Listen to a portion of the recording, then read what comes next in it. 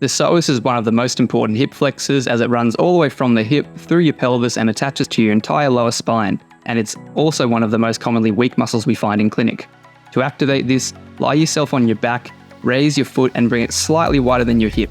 Turn the foot all the way outwards so that your leg is in full external rotation to avoid using some of those other hip flexors too much. From here, keeping the knee relatively straight but not hard locked, start to lift the leg up in a line always towards your chest rather than kicking out to one side or the other side. Lower that back down slowly, again maintaining as much outward rotation with your leg as possible, and repeat for reps. You want to make sure that you keep an eye on your foot rotation, as this is the most common thing to lose because it will be how your body starts to try to compensate by using other hip flexors instead.